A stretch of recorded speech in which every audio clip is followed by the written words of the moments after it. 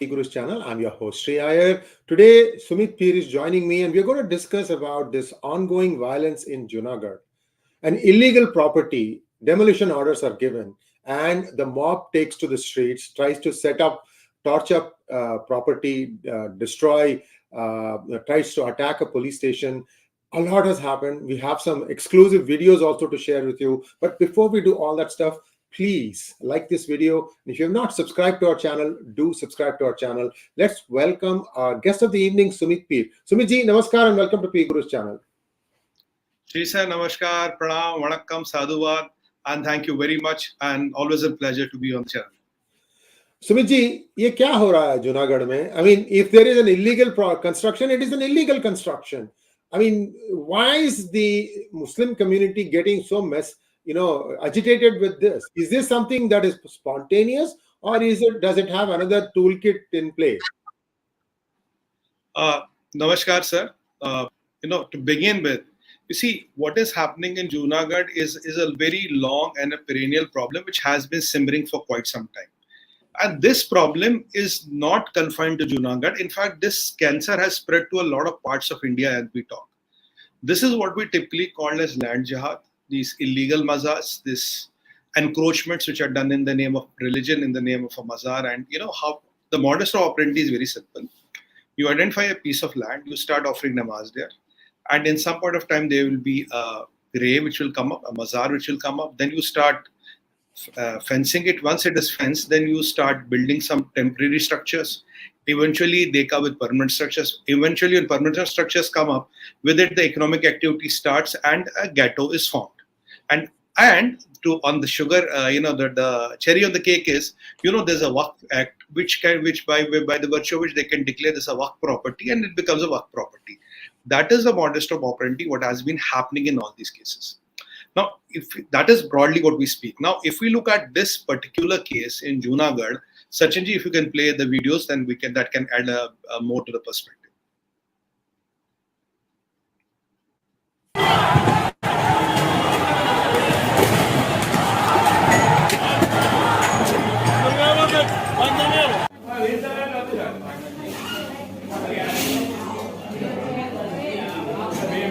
ना लोटू नहीं आवे ऊपर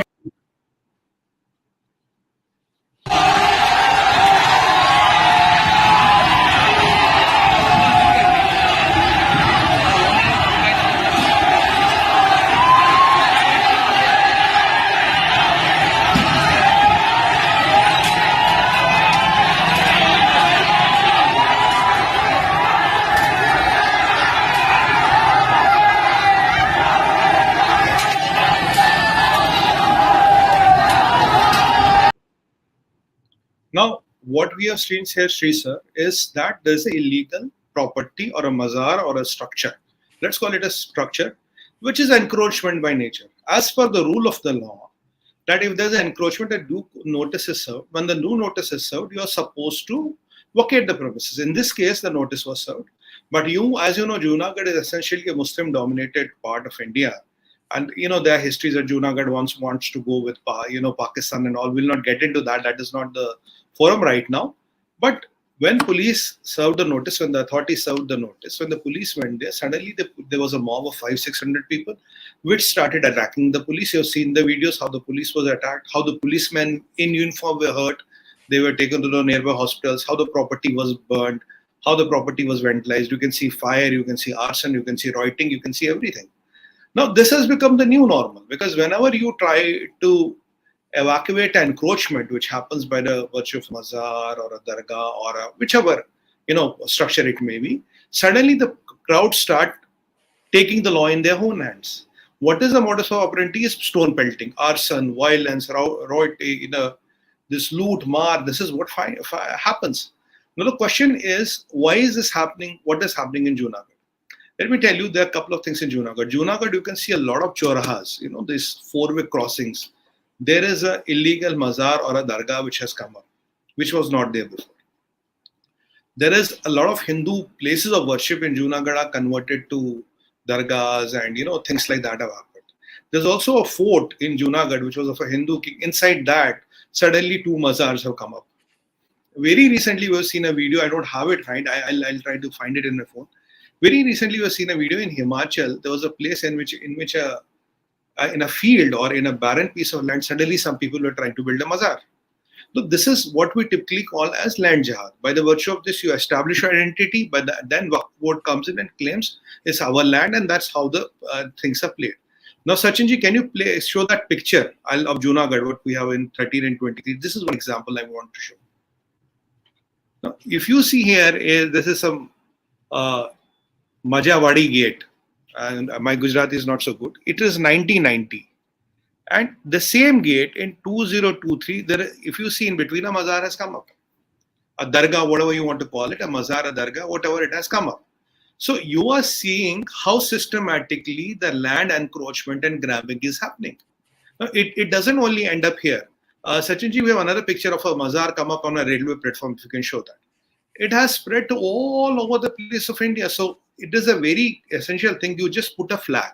This mazar, this dargah has become a flag. You put a flag and eventually the rest follows. Now, if you see this, Sachinji will also picture it. If you see this a railway platform, you see it's a railway platform.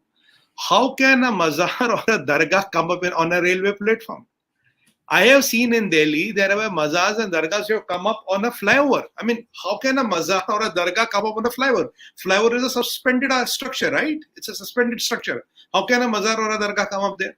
How can a mazar or a dargah or whatever you want to call it come up on a railway track? And this track looks new, maybe 8, 10, 20 years before this was built. So how can there be a mazar or a dargah on a railway track? I mean, it is new construction, right? So how is it possible? So when we have these kind of things happening, and when we have all the things which we see here, right, left and center, all kinds of things which we are seeing here, they have all come up at the various railway properties. We know there was a case in Haldwani wherein acres and acres of railway land was encroached, and when they were asked to vacate, they said, no, how can we vacate? We have our temples, we have our places of worship here. I mean, have places of worship become a rule of land encroachment? Have places of worship become an entitlement of land encroachment?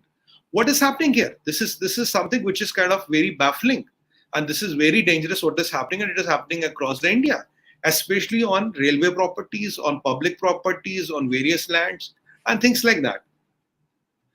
What we are seeing in Junagadh is something which is on the same lines. There's nothing different what is happening in Junagadh, right? So we have to understand the bigger pattern, and now we have to understand what is leading it, what is happening, why these protests are there.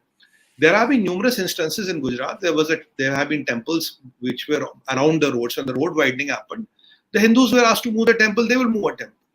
For that matter, other communities might also move their place of worship. But for particular community, why is arson, rioting, and stone pelting the way out? Why do they hurt the police? Why do they have the arson of the property? Because there are a couple of reasons to it. We'll go into the reasons one by one. Now, that brings us to the question why this is happening, why this is done.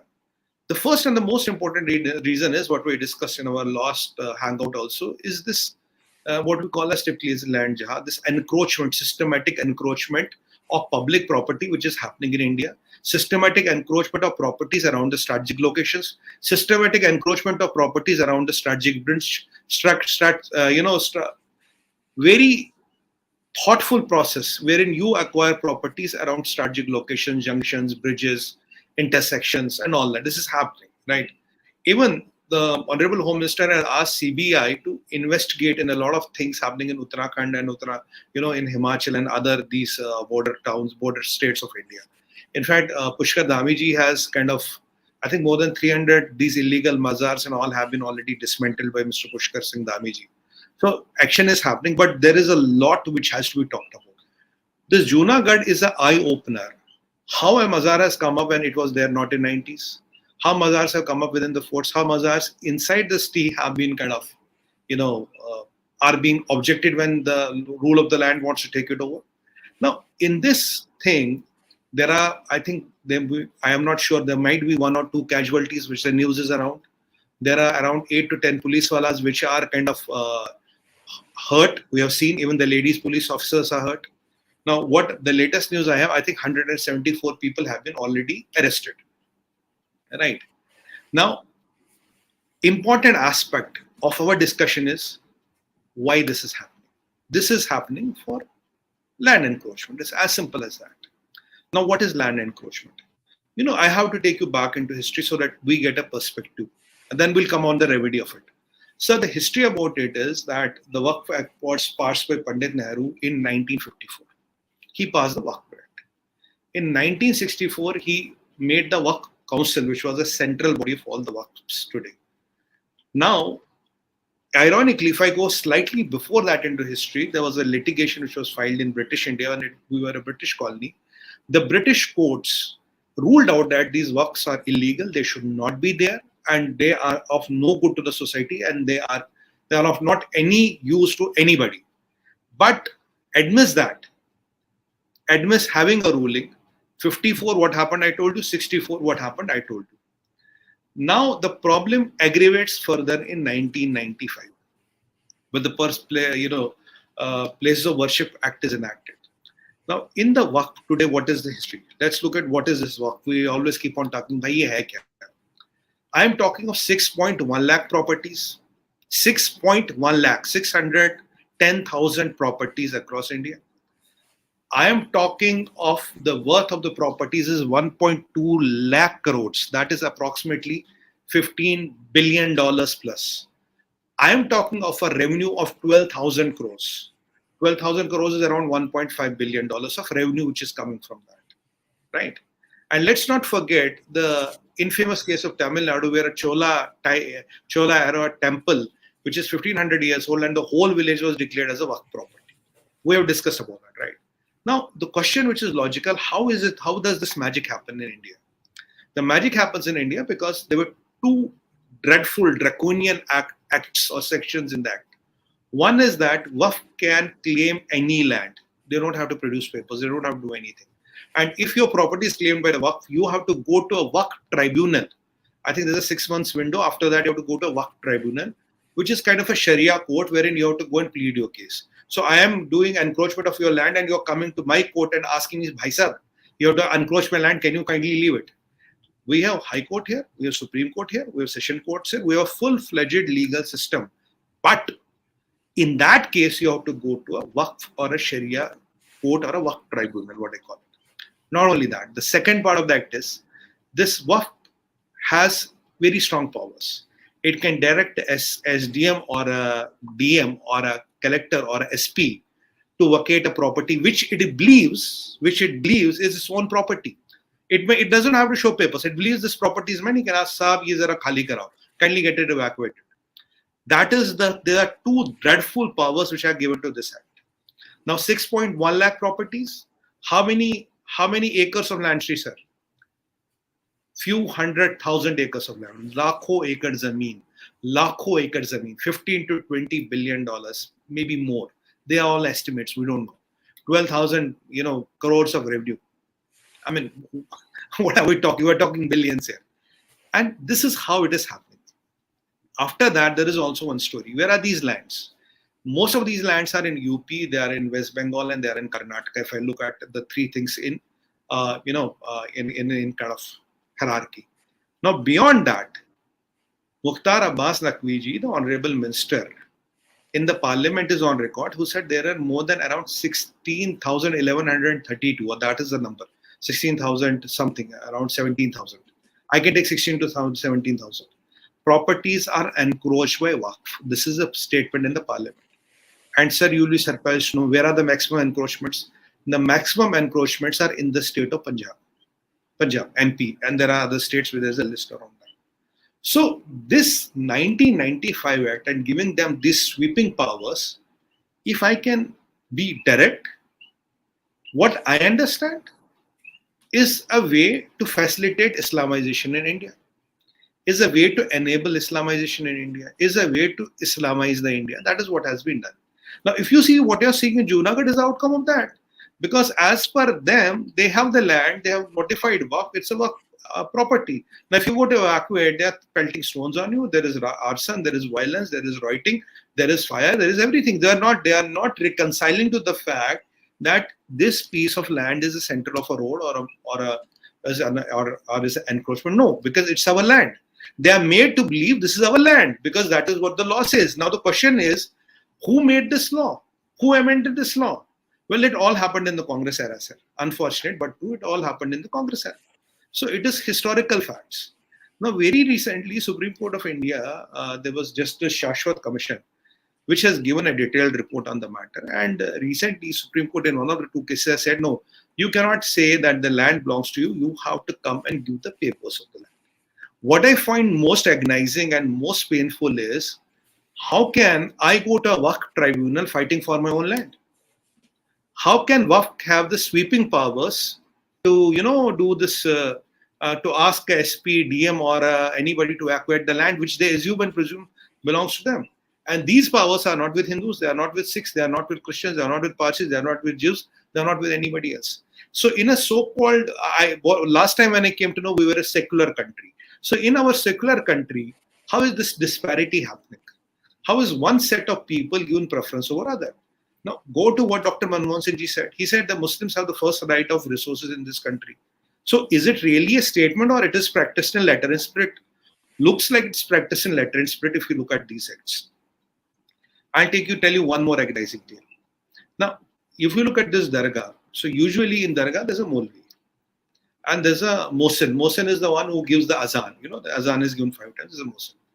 Now, Shri sir, in our country, Maulavi and Mohsin are paid by the government. A Pandit, a Pujari, a Granthi, even a Padri is not paid by anybody. And you have seen the plight of Tamil temples, more better than me. What is the plight of Tamil temples? What is happening around them? So when you see these disparities happening, so it is land, it is revenue, it is kabza, it is encroachment, and there's a salary on the top of it. So when all the things coming on a table to you, why would you want to leave this land? Why would you not to want to hold to this land? So what is the problem? Problem is this act. Problem is Uniform Civil Code. Problem is this systematic encroachment which is happening. Problem is that when you want to dismantle the systematic encroachment, the hell starts breaking loose. And the problem is more and more, and if you're dismantled 20, another 40 are coming somewhere in the country. So whatever you're dismantling, more at double the pace the new ones are coming. And not only that, when you dismantle a place, let's say you leave the rubble there, what we call in Hindi Malba. Now, in some cases, it has been seen that even with that rubble, they join it together and the place gets reenacted. Right? So, let me share one more agonizing detail with you. A lot of people will not know, our brothers and sisters. In our country, I always believed that railway is a very rich company. I've been talking about it on TV or on digital channels and all. It has huge land banks. I had to correct myself. I think the number one is army, then it's railway, or railway is number one, army is number two. That's how it looks like. I think army is number one, railway is number two. To all our surprises, who is the number third? Is the Waqf board. Waqf board is the third biggest landholder in Republic of India. And the story doesn't end here. Let me add more. Now, we have more than 30 Waqf boards. Now, after 1995, every state could have a Waqf board. Let's say in Bihar, you have a Shia and a Sunni separate Waqf board, right? So every can have a Waqf board, and there are around 30 Waqf boards. I think Arunachal, Sikkim, Goa, Daman, Diu, there are few exceptions where you don't have a Waqf board. Other all states have Waqf boards. Right. So, but the Waqf Act luckily does not cover J&K. But there was a super act there. There was 370 and 35 here. So you did not need any Waqf Act. Anyway, sab kuch apna hi tha wahan pe. There was no need to ask any questions from anybody. So this is how it has been happening. This is how it has been led to go. This is how lakhs of properties are there. This is how things happen. Very recently, Yogi ji in UP kind of got a lot of illegal madrasas closed, and a lot of land was taken from these madrasas and all. But let me tell you, sir, there's a lot of work to be done. You have to handle this at a constitutional level. You have to handle this at a legal level. There are fundamental amendments in the law which have to be brought in. Else, the problem is it's like a cancer. You kill 10 cells, 20 are born overnight. You kill 20 or 40 are born overnight. Maybe 60, maybe 80, I don't know.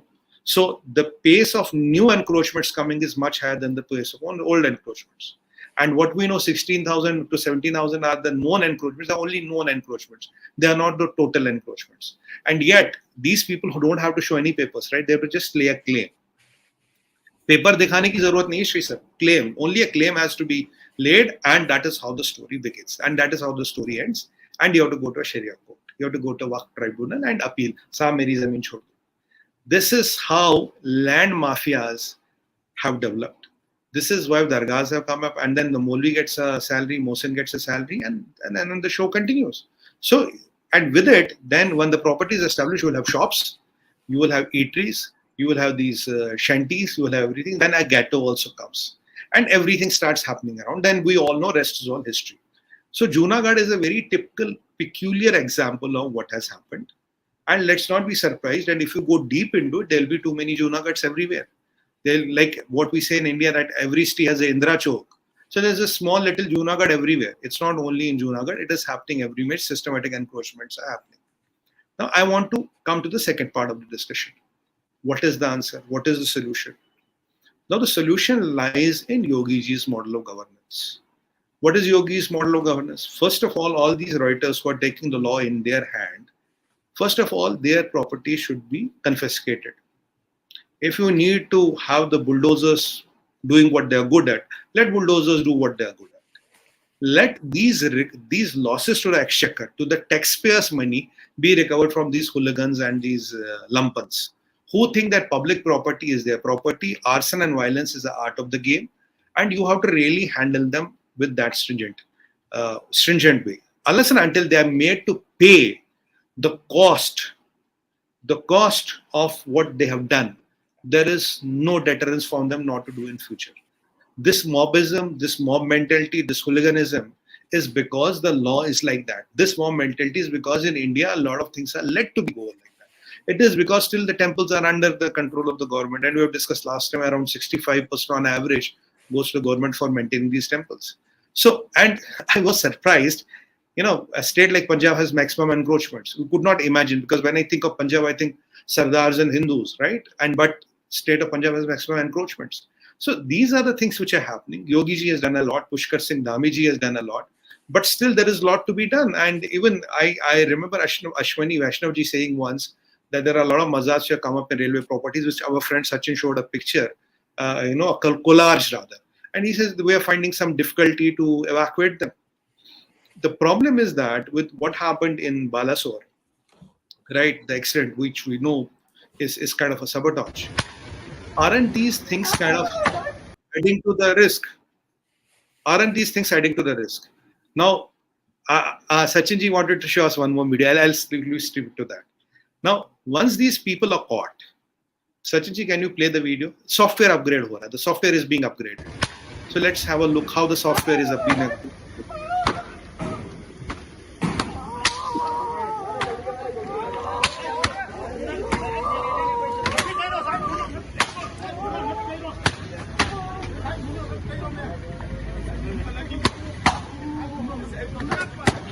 Where is this happening?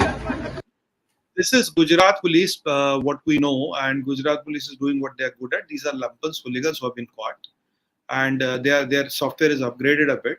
But this is not all. I am not doubting the Gujarat police. My heart pains when I see police walas in uniform taking stones. They are not born to take stones. Why should they get hurt? Why should they get killed? The problem is that we are still soft-handedly handling a lot of this. We are seeing this as a local regional issue. It's not a local regional issue. It's a much bigger issue, sir. We have to look at a national issue before it gets too late. I mean, how many incidents like this Gujarat will happen again? How many incidents like Junagadh will happen again? That is the problem. Well, how does Yogi Ji's model help here? Bulldozers do what they are good at. Let their properties be confiscated. They liquidated to recover the damages. These people don't get a government job. Deprive them of all the social functions and DBTs they get. All their insurance, this Ayushman and all should be cancelled. All the government facilities should be taken away. And I strongly recommend such lumpens, their right to vote should be also immediately taken away. All government facilities, right to vote, government job, everything they should be deprived of. Not only recovering of money, not only confiscation of property, you have to go beyond. You have to name and shame these elements, put a collage that these were the people who are responsible for that. because the state is seen to be not prevailing. Now, I know that geological mapping is happening. I think in July, August we'll be done with it. Now, a lot of these parts, a lot of these thousands acres of land which are under Waqf have to be recovered, because there are people who are poor, there are people who are not rich, and incidentally, some of the people who are sufferers are also Muslim. It's not only Hindus who suffer. Some of the people who are also suffering are Muslims. Like for the case of Atiq Ahmad, if you look at, he didn't even leave his relatives, which were all Muslim. So this is happening at an alarming pace. Now, I don't know who these people are. Maybe some of them are Rohingyas. I will come to know. We don't know yet. Usually, Sri Sir, in a lot of such places and instances, a lot of such people are found to be Rohingyas. Like in the Delhi, right, a lot of people were, some people who orchestrated were Bangladeshis, that was basically Rohingyas. So are Rohingyas involved in? Tahir Hussain. Tahir Hussain to aap wala na, sir. He was a aap ka sansad, right? No, I think his original ancestry is from Bangladesh. He's not an Indian citizen, possible. I don't think. Yeah. Possible, quite possible. So these Rohingyas, Bangladeshis were always involved in Delhi, right? So you know what happened in Delhi when Donald Trump was here. So now the question is, what is the long-term solution? Now, is Yogi's model or Yogiji's model of governance the solution? In my opinion, yes, it is the model of governance. Should every state kind of do it? Yes, every state should do it. I want to ask a question. You enter a restaurant, example, and they give you a water in a shisha ka glass, in a glass, there's this glass tumbler, they give you water, and you happen to break the tumbler. So when you will leave, they will put, let's say, 5 rupees, 10 rupees, 20 rupees in your bill, tumbler, right? You have broken a glass and they will charge you 10 rupees, 20 rupees, whatever is the cost. You have a Coca-Cola and you break the bottle, he will charge you for the bottle. Yes, sir, you have to pay me 10 rupees for the bottle. Now, in our country, when such arson rioting is done, what is the penalty? In our country, when police walas are hurt, where my heart goes out to my brothers and sisters in police, what is the penalty? In our country, when police walas are killed, what is the penalty? And there's one thing more which is dangerously happening in our country. Now, all these people who are the ringleaders, suddenly they are being Eurolized, they have been lionized. I'll give an example. There have been articles on this Umar Khalid. He's a lover boy. This Shah Rukh Khan of, the Delhi riots, he the one who took a pistol and pointed it to a constable of Delhi police. I think his name was, I can't remember his name. He pointed his pistol. Now, he was seen as an upcoming model. One of the terrorists is seen as an upcoming bubbling student. One of the students is seen as a JNU graduate, right? So this trying to sugarcoat and trying to do an image makeover, trying to hide their real deeds is another challenge which the country is facing. Because every person will have a human aspect of it, right? You can say, oh, his father is very poor, his mother is very ill, he is the only earning member of the family. You can say whatever you want to say. But that does not shield the person's desires and intentions of carrying this terror.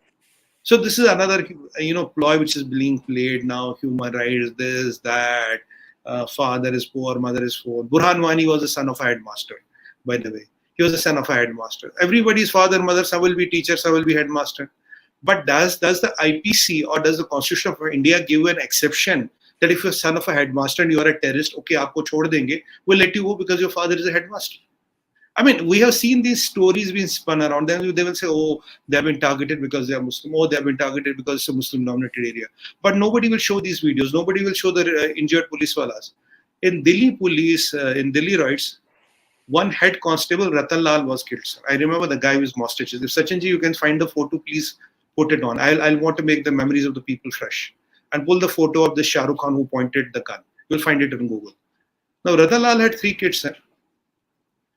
And with time, what happened, sir? We have forgotten Ratan Lal. We don't remember him now. These people who are writing stories about Shah Rukh Khan, upcoming model, brilliant model, ye model, wo model, bike, goggle, woggle. What about Ratan Lal, who was wearing a uniform, who had the emblem of India somewhere on his body? He was killed in the line of fire doing his duty. What about that Ankit Sharma? That young, brilliant IB officer. This is Ratan Lal. I never forget this man. Because of his mustaches, I never forget him. This man laid his life on the line of duty, trying to protect you and me. We have mercilessly forgotten him. We don't remember him. Bhai sahab, aap kaun ho? When these stories about these terrorists and these separatists are written, why about our brother Ratanlal is not written? Has anybody shown his family? He has 3 kids. I remember very well. I was on a lot of TV debates. He has 3 kids. They must have grown about 2 years now. But what about him? What about Ankit Sharma? Sachinji, if you can pull Ankit Sharma, the IVO officer who was killed and he was put in a gutter. He was put in a gutter. What about him? Because his name is Ankit Sharma, it's okay. No, with Ankit Sharma, it's much worse, Sumitji. They wanted to send a message to the Intelligence Bureau that they know Correct. this person was IB. So they chopped his hands and legs. Correct. The body was Correct. chopped into pieces and thrown about. Thrown in a gutter. I can't, Sumitji, till today, I don't understand why Mr. Arvind Kejriwal, that Mahachor, is still not behind bars for his conversation with Tahir Hussain on those days of rioting. I still can't believe what the BJP government is waiting for. Anyway, let's go back to this story. So this is what is happening in our country. The real heroes, the people who have laid down their lives on the line of duty, who were slaughtered for serving this country, for serving the interests of this country, they are not heroes, sir. No article is written about them. At least what I could do on your channel is at least to give them my 1 cent. I wanted to go in front of them because these people laid their life for the country. These people sacrificed their life for the country, and that is what you and me can at least do. I know the mainstream media, a lot of people will not cover them, but we can do it. We can do it. We can, and our viewers who are watching it as quite a substantial force, they know they can do it. They will remember these people. I don't want them to be lost in the history. So this is how this is happening. Unless and until there is a systematic overhaul of the system, the police reforms are brought, the geo mapping is brought, this Waqf Act is kind of cancelled. Waqf is told in every state, Bhaiya, show us the property, your papers. If you have the property, it belongs to you. And when we show this Places of Worships Act does not guarantee that if a masjid or a mandir or a mazar is in the center of a city or a town, you cannot widen the road. Does not tell you how the mazars are coming on flyovers and how the mazars are coming on railway platforms.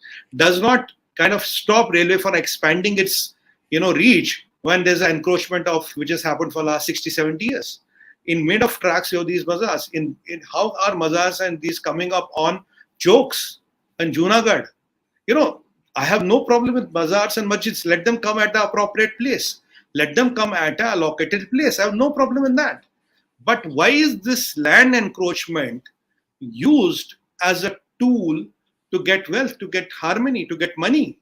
Where are these billions of dollars of national wealth? How are they encroached? How does Waqf become the 3rd biggest landholder in India? Do they have the money to buy that land? No. And let me add on one more story, one more tangent to the story.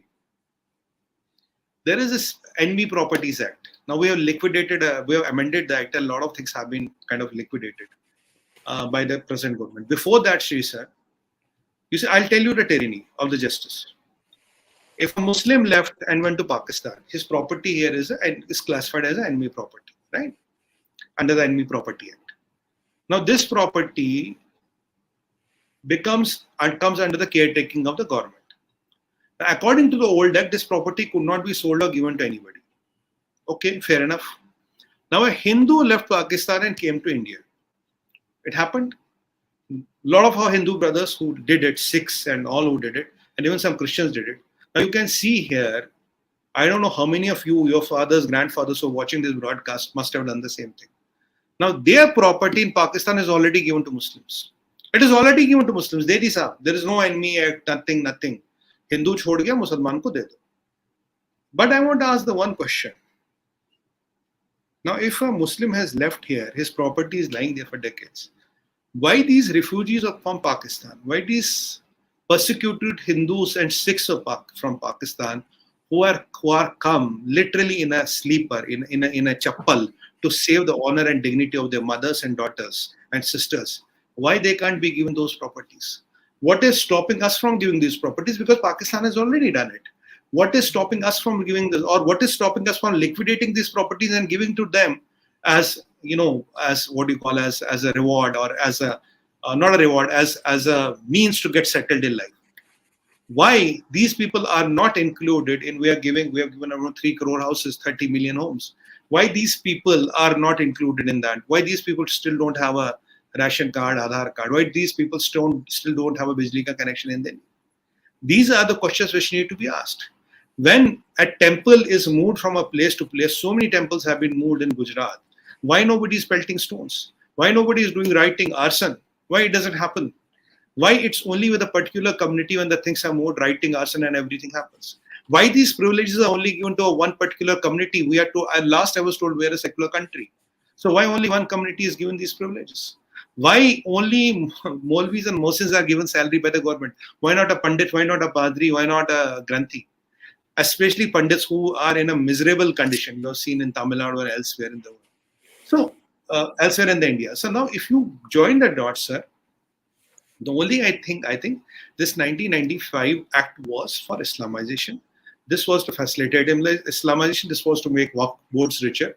And last time we played a video wherein this gentleman of Karnataka is saying the amount of lands we have, our future generations do not need to stand in front of the Minority Commission. We have enough lands and we can buy our prosperity. You are not buying your land, sir. You are encroaching lands. You are encroaching the lands which belong to your and my future generations, which were owned by our forefathers. Like the Chola temple and the village, which is 1500 years old, the Islam is born 1400 years back. So how can you own a property which was born before the Islam came into existence? I mean, these kind of anomalies are happening everywhere. And I saw Mr. Amit Shah has asked CBI to look into this because a lot of border states and all, around the railway bridges, around the strategic bridges, suddenly some communities have come up. And most of the people who have taken the encroachment are not locals. That is another point I want to find. They are not locals. So are they Rohingyas? Are they Bangladeshis? Are they from somewhere else? Maybe some of them are Pakistanis. How do I know? Maybe some of them are Pakistanis. If you have a community of 50 people, you just need 4 or 5 Pakistani ISI agents there. 5 ISI agents can mobilize that 100 community. They are trained to do the job, right? So Rohingyas, ISI, Bangladeshis, who are these people? Where have they come from? How does a Rohingya know that when he crosses a border from West Bengal, he has to reach Jammu? Who is guiding him? Who told him where is West Bengal and where is Jammu? Who is telling? Why he's not going to any other state? Why Jammu only? Because he knows he'll get a ration card there, he'll get an Aadhaar card there, and he will enter the main system. So what is this danda of sugar coating going on? What are these things going on? And this is a very dangerous trend because silently the rights of our future generations are being encroached. Don't see it as an encroachment of land. You see it as the rights of our future generations which are being encroached. So your and my forefathers' land is being encroached by somebody by the virtue of act, and which is giving them that powers. And now even security issues have started coming around these acts. Security issues have started coming out. And when you want the law of the land to prevail, you have arson, you have writing, you have vandalization. And at the end of the day, the people who are doing it don't have to pay anything. They just go scot-free. They know they will be arrested, and in a few days they will get a bail. And after that, they will walk scot-free. So this is the point I am trying to highlight is last couple of minutes. I think we have to look at the watch. The point I'm trying to highlight, Sri sir, Junagadh is not an exception. It is one of the many things which are happening. Junagadh was not covered by the mainstream media, but we decided to pick it up so that our viewers and wherever our reach is, they know what is happening. Things like Junagadh are happening in every nook and corner of India, but they are not reported. So before the things get out of control, before things become, atrociously absurd, and before the things are really, really out of hand, I will urge the respected authorities to nip it in the bud. If you have to eliminate something, attack the root. The root is this Waqf Act. The root is this draconian acts, acts in the Waqf Act, which give them sweeping powers. And we want peace and tranquility to prevail. We are not against every community. Whatever the law of the land gives you, a mandir, masjid, wherever it is, go and do it. I have no problem. But this systematic encroachment, this national security threat, this change, these ghettoization, these pockets of influence, these pockets where tomorrow the enemies of the state can hide and can mingle with the population, these are becoming a national security threat. We have seen recently what happened with Balasore. How can we ensure a Balasore does not repeat? How are we convinced that a Balasore does not repeat? Why one community has sweeping powers in this country, another does not have? Why a Maulvi gets a salary and a Pandit does not get? Why do I have to go to a Waqf tribunal to fight for my own land when I have the judiciary of India intact?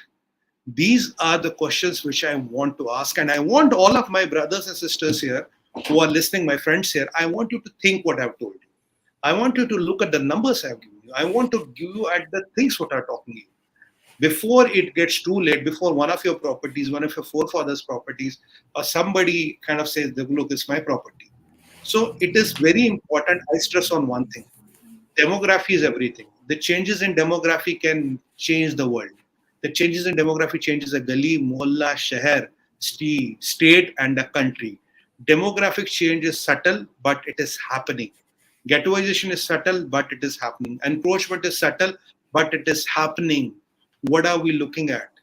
We cannot be a divided house. We have to be a united house.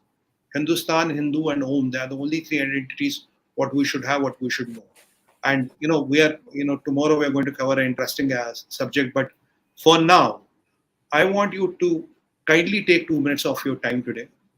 Think on what I have told you. If you think whatever I have told you is worth 2 cents, kindly I request you to forward this video to 5 of your family members, 5 of your friends, and discuss the whole issue and get your own perspective. You don't have to believe me. You can check the facts. You can find the data. It is widely available anywhere. So do your introspective and do your 2 cents, contribute your 2 cents. I believe in the formula of you are 1, 5 of your family, 5 friends, 5, 5, 10, and 1, 11. 11 is the formula which will make the things go around. 11 is the formula which can really make the things happen. And let's not depend on everything for the government of India to do. But if you create substantial buzz, if you create substantial pressure in a democracy, things work out, things will work out, things are being worked out. But I want it to become a people's movement. I want people to be aware that their rights and liberties are trampled. They are trampled in a very systematic way under an engineered design. This is my limited point and this is my contention. I am not against any community. No. Let everybody get what is their due. But that doesn't mean you encroach on my rights, you encroach on my future generations' right. You have some privileges which are, competitive for me. We don't live and survive on competitive inhabitation. We survive on coexistence, not competitive inhabitation. If you don't want Junagadh to happen around you. We seem to have momentarily lost Sumit ji. Maybe there was a power cut. These days, power cuts do happen. I want to tell you a quick story about what is happening in Hyderabad itself, in the old city. It used to be till about 30 years ago, the population split was about 50-50, 50% Hindus, 50% Muslims. When I grew up, I used to go to school there. So it was an old city. And there were some clear lines of engagement. You did some things, you didn't do some things, you respected each other's boundaries. That's how things were for a long time. But since then, a lot of things have gone bad. And I think the Waqf board is responsible for, in fact, trying to arbitrate on properties left after the Nizam ceded in 1948. We're talking 70 years. The Waqf board has not been able to resolve the disputes amongst the Muslim brothers and sisters because this person, the last Nizam, is rumored to have had 67 wives. 67. I'm not making it up. And imagine how many people are laying claim to each property. All those are not resolved. Waqf board needs to first look at how they can solve these problems before they can, so there's a lot of rot there. That's all I'm trying to say. Sumiti, it got cut off. Let's take some questions if you don't mind. Yeah, sure. Yeah. Pawan Kishore wants to know, Law Commission started seeking public views on UCC, INC, TMC, RJD, JDU and left opposed the idea. AAP and UBT supported in the past. How does it affect opposition unity if the bill is tabled? Pawanji, namaskar. Sir, the question is very simple. Political parties can play the game as long as you are not aware. The day you are aware, the day they sense what the ground wants, what the majority community wants. Because this Waqf board and this, what we discuss UCC in a lot of time, is against the law of equality, is against the law of equality and fraternity, what is promised or guaranteed by the Constitution of India to me and you. Unless and until we get our act together, it doesn't matter who says what. You are the voters, you decide. You have the power. Today is the time of internet. Today is the time of social media. anything can trend. You see, there was a movie which was released yesterday. And by the end of the day, you all know what happened to that movie. We're going to talk about it tomorrow. But you know what happened to that movie. So today, you have the power in your hands. Opposition unity or no unity, we do not care. I want equality, liberty, and I want my piece of the cake, what my proportion is, what my demography is. Either give rights to all or give rights to nobody. I want equality. I'm not demanding that his cake should be mine, his roti should be mine. No, we're not asking for that. We want what rightfully deserves to us. We want the law of land to prevail. We want it to be equal to all. We want this to happen. So UCC, this Waqf, this freeing of the temples, these are some of the important aspects which the time has come. We as a nation of 1.4 billion need to thinking long-term strategic future. And this is the necessity of the day. This is not optional, sir. This is a compulsion. Yes to UCC. We will start trending that hashtag. Hashtag yes. YESTOUCC. Let's start doing that. Correct. Yeah. Sure. Why not? We'll start like after this one, we will start doing that. And also for succeeding programs, we will do that so that people start getting awareness that once you start speaking up in your constituency, in front of your MP, they have no option but to vote for UCC. It's much needed. Everybody is equal in the eyes of law, and that has to be implemented in letter and spirit. Let's take a look at what Barni Chandar is saying. What's happening in Manipur? Violence having gotten bad. Pricks dressed as CPF Jawan and beating people. What can be solution? We can't allow the cookies to run amok just because of imaginary problem. Barni Chandarji, Namaskar, we covered this thing and I told you that day, if you remember, I told you this Manipur is going to be a big problem because it is not only cookies. Cookies are the front. How many weapons have been recovered from there? How much of arsenal is recovered from there? Sophisticated weapons were even used 2 days back and I think 9 people were killed overnight. Where do those sophisticated weapons come from? I have been always telling you there's a Arakan's army angle to it. There's a Chinese angle to it. They don't want the Northeast to stabilize. They don't want Northeast to prosper. They want Northeast to be burning. That is what is happening there. So it is what you are fighting now is very sophisticated people with sophisticated weapons. They might act as civilians. They might behave as civilians. They are not. So we have to really watch out and tread there carefully. It's a sensitive part. And there has been insurgency. More than 8,000 militants have surrendered. But still, there would be some leftovers here and there. And these people can be easily manipulated and used to cause ruckus. What they only need is a good motivation and palatable cause and some good quality of weapons. All the three are in abundance there. Unfortunate but true, sir. Next question, please. Shmati. How BJP will strategize with these types of incidents like Manipur issue, UCC, Balasore, etc. to come to power in 2024? Thank you, Jyotishmati. Go ahead. Ma'am, Namaskar, the issue here is these are the challenges what you have to face when you're in politics. Raj Dharma and Rajniti is never easy. Your enemies will keep on playing the tricks on you, and the enemies of the nation, they don't bother how many people get killed. They don't bother how many people get, lose a limb or lose an arm. It's as simple as that. They do not count the blood spilled on the ground. They don't count how many police wallahs and how many army men lose their life. But the challenge is that we have to be aware, we have to fight that. The challenge might be anything. We have to make sure we win. We have to make sure. Now the time has come for some tough decision making. I think, if I'm not wrong, my assessment is after the Honorable Prime Minister is back from US. In US, you will see some major changes happening this time. And once the Honorable Prime Minister is back from United States of America, I am hoping that in the month of July to November, because November is the time when the Rajya Sabha numbers will be fine. At July to November, you can see a lot of changes, a lot of fundamental things done. A lot of things will be done before election, a lot of things might be done after election. But fundamental changes, few new laws, as I've already kind of told you that there's quite a bit of possibility that UCC might be the first law tabled in a new parliament on the first day of monsoon session. So if we have UCC right, we can handle these kind of issues and we can work. I told you geomapping is happening.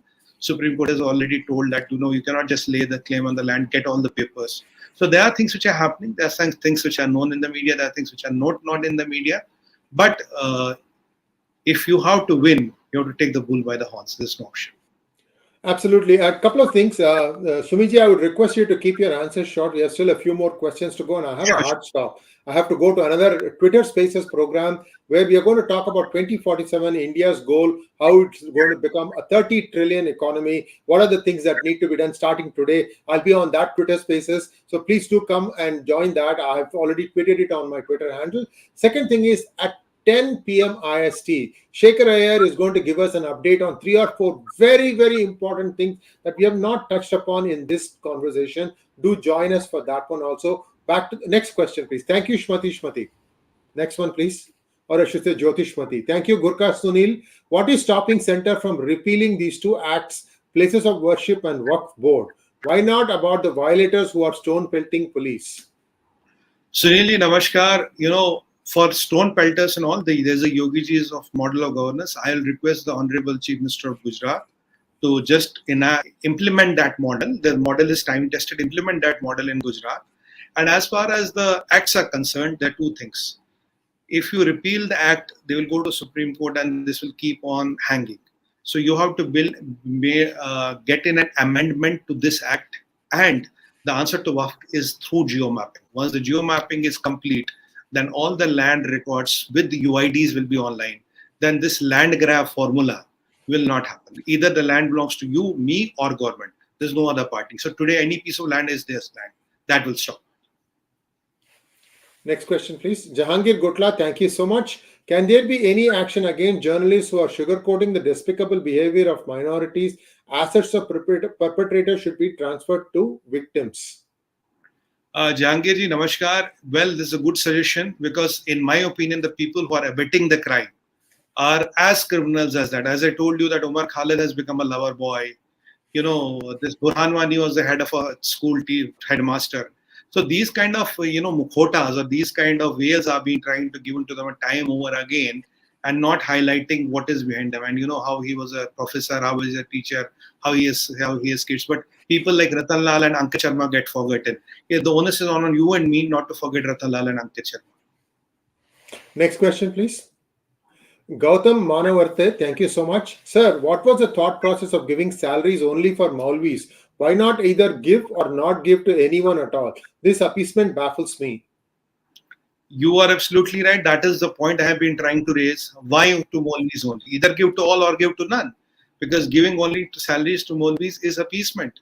And let me remind you, sir, from masjids or gurdwaras or churches, government doesn't get a nickel, but on average from Hindu temples, a lot of money goes to government coffers, which is an area of concern. And a lot of properties, by the virtue of the trust and all, are controlled by the government, including their sales and utilization, commercial utilization, public and private utilization, whatever is there. So if the Hindu temples are under the government, either get all the places of worship under the government or free everything. So why only for Hindus? Why there's a disparity of law vis-a-vis Hindus? That is the limited point I'm trying to raise and get it across to all my brothers and sisters like you. And Gautam, I don't know if you've been to Hyderabad airport. There's a separate Hajj terminal. Why? Everything has to be supplied there. Electricity, power, water. And only Hajj people can go there. What did the Christians do? The point, I'm not saying that you have to have a separate Christian terminal so they can go to Rome and come back. That's nonsense. These are all the things that need to go. Those terminals, if they are opened up, that will give you more gates in Hyderabad. Hyderabad is filling up quite fast. So I'm just giving you one example. Please go ahead. Sir, the cost of building the terminal, land, building, maintenance, upkeep. So who's paying for it? Yes. I mean, how many times do you go for a Hajj? You go 1 or 2 months in a year. What about the rest 10 months? It's just closed and it's a waste. It's a waste. Total waste. Yeah. Sorry about that. You just kept talking over each other. I'm so sorry. CB Srinivasan, thank you for becoming a YouTube member. I'm trying to rush it through because we have 4 minutes left.